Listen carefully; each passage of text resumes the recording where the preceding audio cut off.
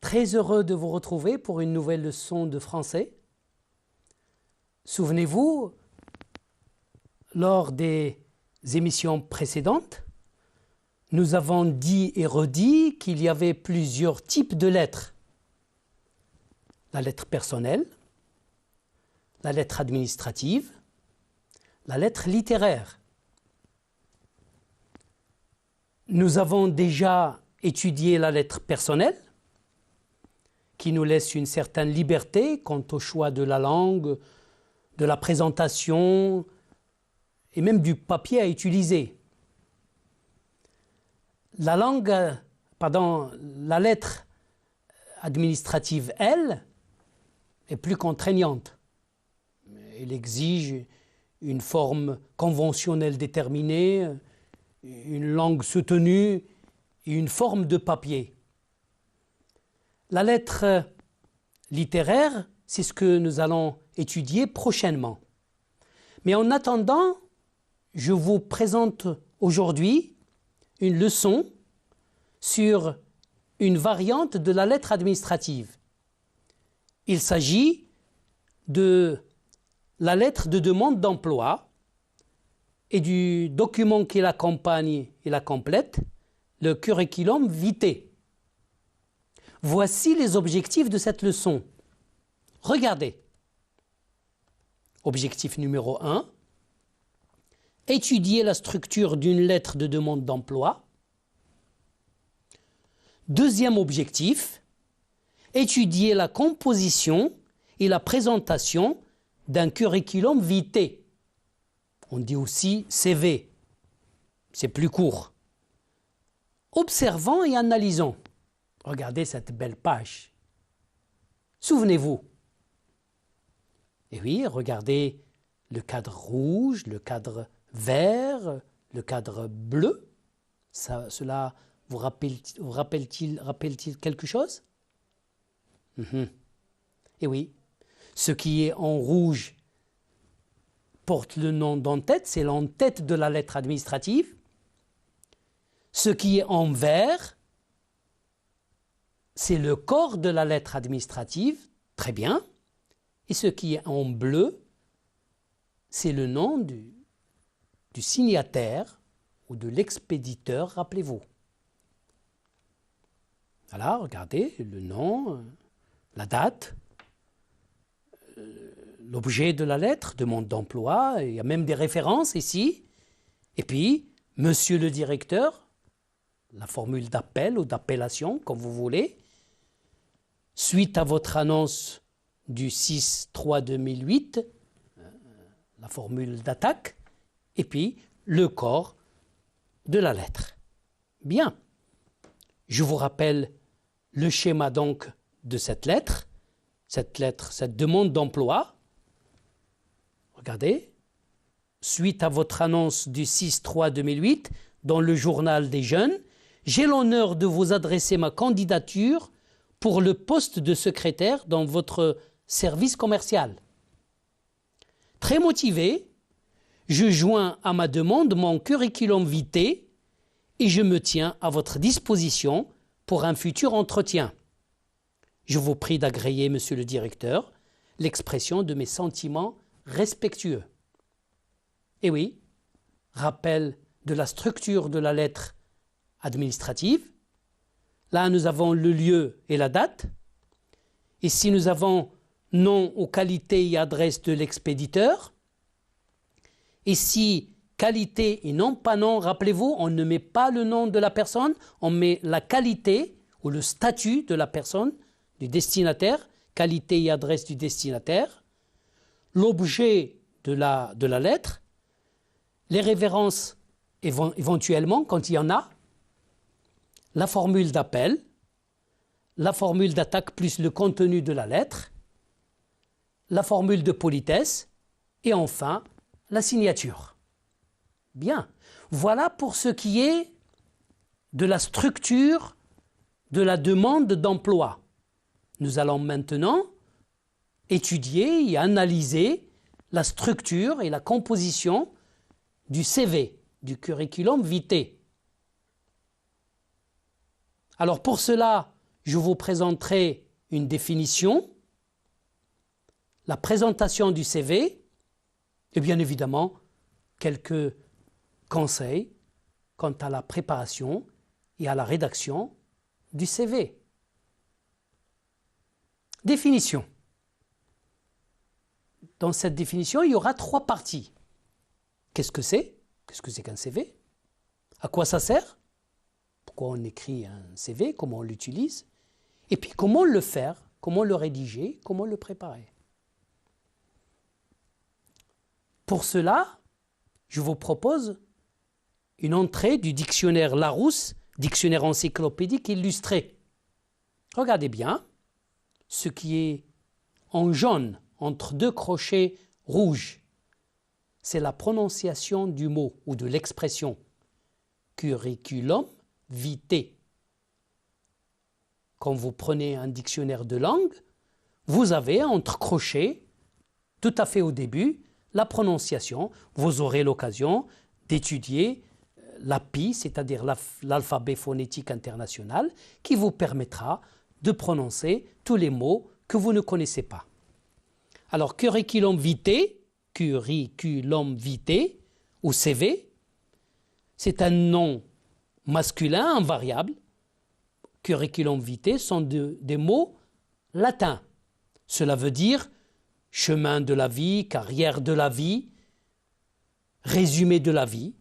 Alors la définition, c'est un document indiquant l'état civil, les études, les aptitudes professionnelles d'une personne qui fait acte de candidature, qui se présente à un concours, à un emploi, qui demande un emploi.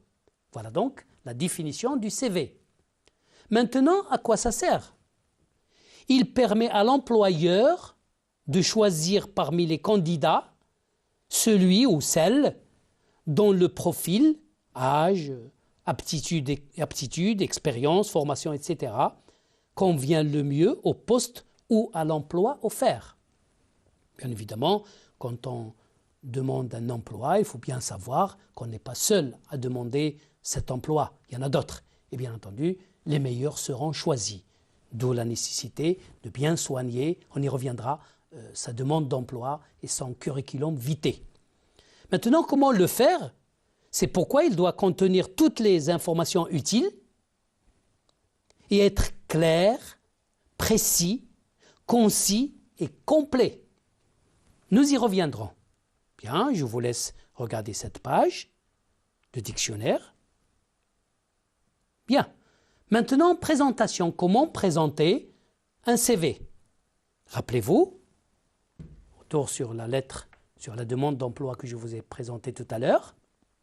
En tête, le corps de la lettre, la signature, c'est bien.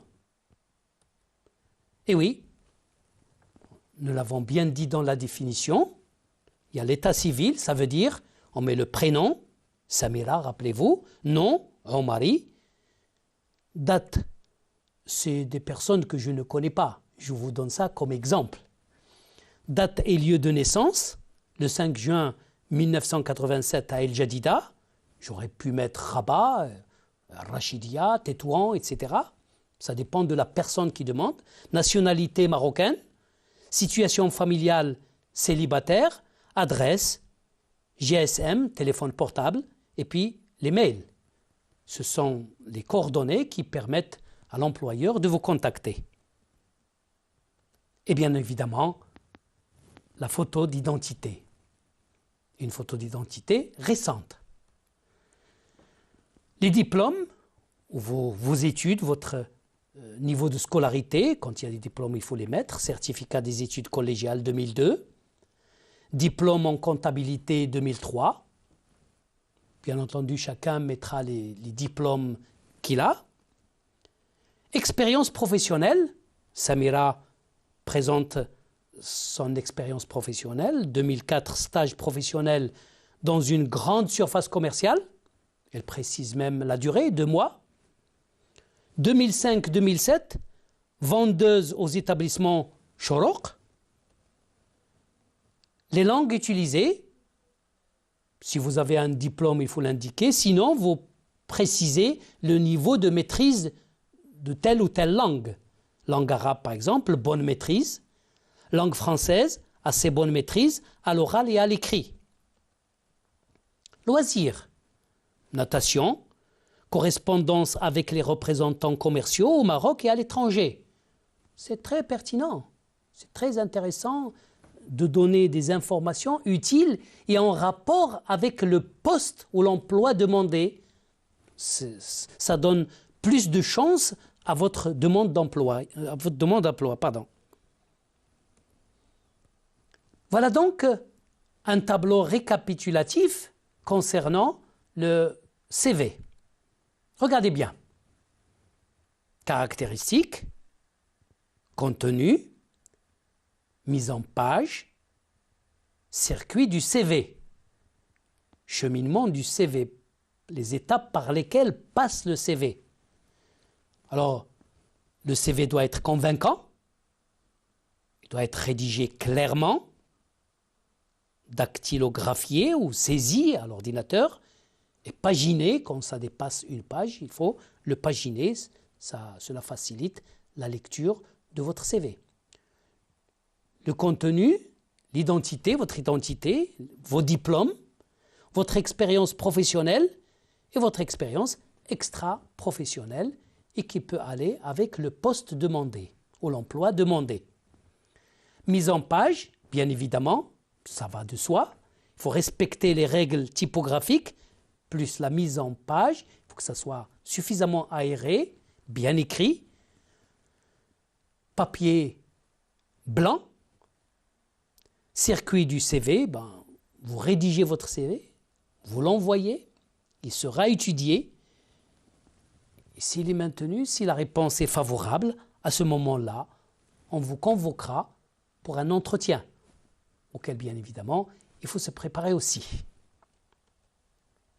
Quelques conseils, que ce soit au niveau de la rédaction de la demande d'emploi ou de l'élaboration d'un CV. Conseils, pourquoi ces conseils? Avant, pendant, après. Avant, il faudrait réunir les informations nécessaires sur le travail offert, sur l'employeur ou sur la société qui lance l'offre d'emploi. Cela vous permettra d'avoir plus de chances d'obtenir le travail demandé.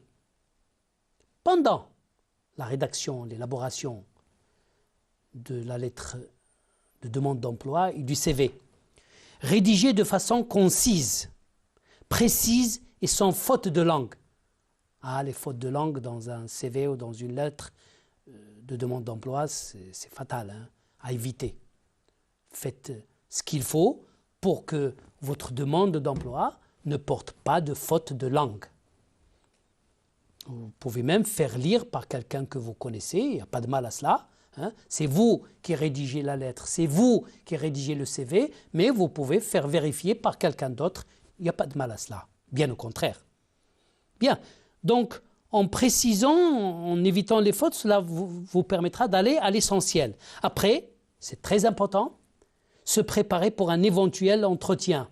N'attendez pas la réponse pour vous mettre à vous préparer, à chercher les informations. Faites comme si votre demande était acceptée. Et cela vous permettra le jour de l'entretien, de l'éventuel entretien, vous pouvez être plus à l'aise et bien évidemment plus convaincant que d'autres.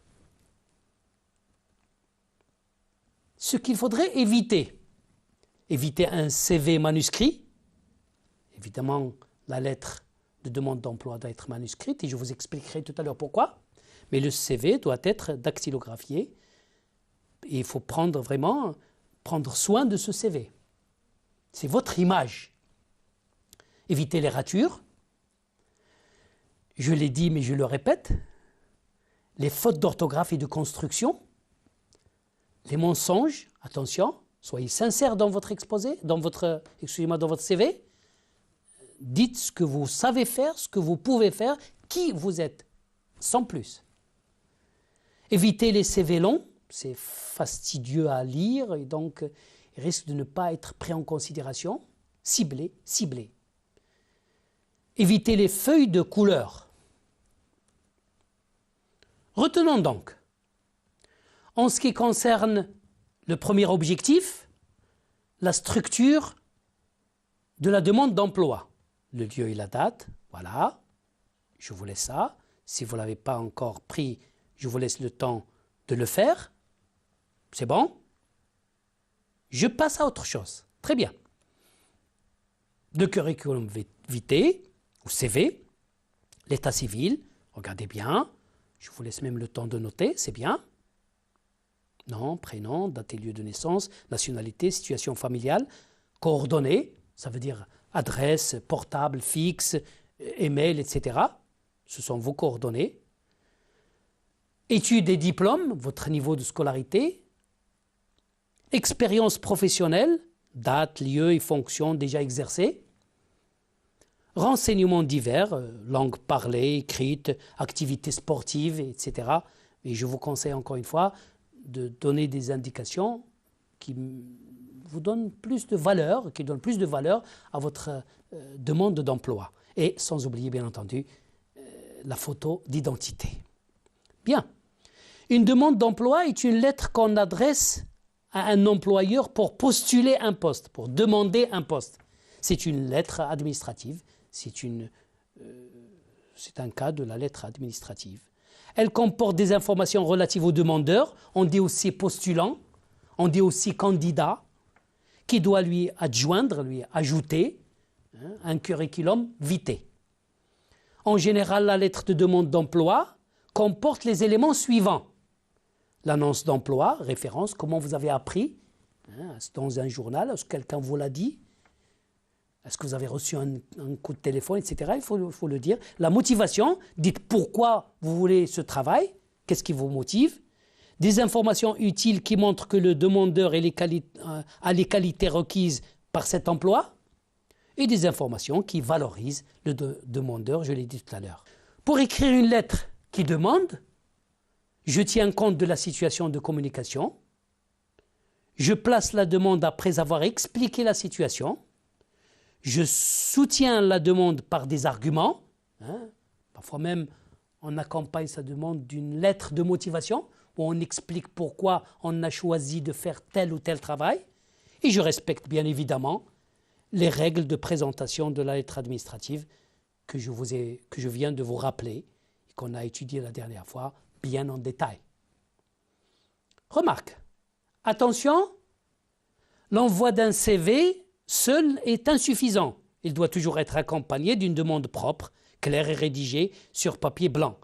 Indispensable complément du CV, cette lettre doit être écrite à la main. Ça veut dire manuscrite. Vous pouvez vous demander pourquoi? Parce que dans certaines sociétés, ils ont des spécialistes, des psychologues qui sont capables de déterminer des traits de caractère à partir de l'écriture. Donc, ne faites pas écrire votre demande d'emploi par quelqu'un d'autre. Vous pouvez demander à quelqu'un de corriger la langue, ok, de vérifier s'il n'y a pas de faute de construction de langue, c'est bien, mais la rédaction doit être personnelle, individuelle. Exerçons-nous. Complétez la lettre de demande d'emploi suivante par ce qui convient. Regardez, et vous pouvez trouver les éléments qui manquent à partir de votre lecture de cette demande d'emploi. Voilà, vous avez l'entête, il manque l'objet, lisez bien, vous pouvez le trouver. Regardez ce qui manque encore, regardez les pointillés. Oui, cherchez encore. J'ai le poste de représentant commercial au sein de votre établissement. Je mettrai ma formation, etc., etc. Continuez. Voilà. Et oui, très bien. Demande d'emploi, monsieur le directeur, suite à votre annonce, etc., etc. J'ai l'honneur de, etc., etc. Très bien. C'est bon? Faites correspondre la formule d'appel de la colonne A à la formule finale ou de politesse de la colonne B qui convient. Formule d'appel. Bien, lisez. C'est bon? Oui, très bien. La deuxième, tout à fait. La troisième, exact. Et la dernière, bien évidemment, c'est celle-là. Un dernier exercice. Remettez en ordre le corps de la lettre de demande d'emploi suivante. Lisez bien. La qualité du service public de votre société a motivé mon choix. Je vous prie d'agréer, monsieur le directeur, l'expression de mes sentiments respectueux. Vous trouverez 6 juin mon curriculum vitae.